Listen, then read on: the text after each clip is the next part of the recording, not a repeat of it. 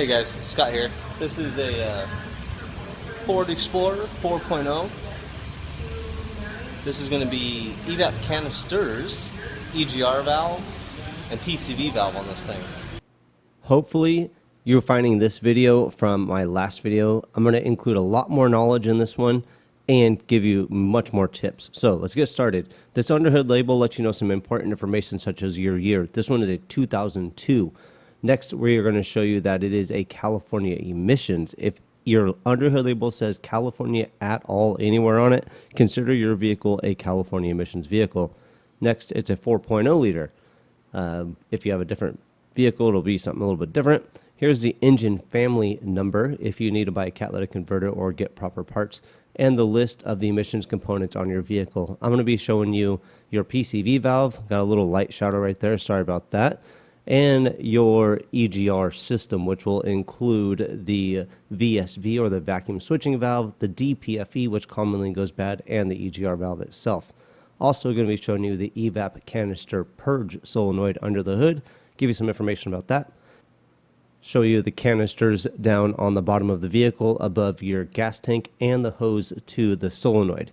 You can see on your vehicle you have two canisters, or on this vehicle there are two vapor canisters.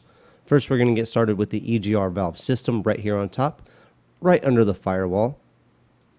First up is going to be your EGR valve. That gets vacuum from the vacuum switching valve and allows it to open the diaphragm to allow the exhaust gases to flow back into the intake system and be burnt through the combustion chamber and back out the tailpipe through the catalytic converter. Here is the VSV, or the vacuum switching valve, that sends that vacuum I just talked about.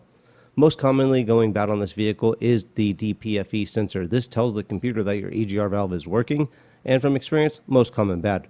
This is going to be for codes P1400, P0401, P0406 as well. If you have any questions, make sure you ask below, and I might be able to help you out, or maybe somebody else will. Here on the back side of the driver side of the engine, between the firewall and the engine, you're going to find your PCV valve. This is the valve that allows positive crankcase gases to flow back into the intake and be burnt through the combustion process and through the catalytic converter and cleaned up and such. If you're going to replace that valve, PCV valve that is, it's going to come out in a counterclockwise rotation, and it should come out pretty easy. It's got a little square head on it. If you are going to replace the PCV valve, replace the hose as well. Get it all done in one shot. Don't do this job twice. Find it time and time again. You just go back and replace that hose right after you do the PCV valve. So do them both. Here you're going to find your Evap Vapor Canister Purge Solenoid and the service port.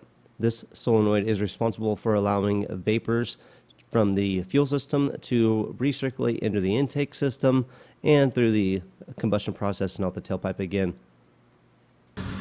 Did I tell you to like and subscribe yet? Like, subscribe, share. I think the subscribe will be in the corner. But here's the Evap canisters.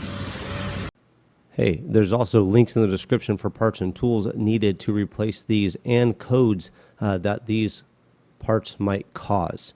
This is the vapor canister, or one of the. This one has your vapor vent solenoid hose on the top of it. I'll show you a little arrow on that momentarily.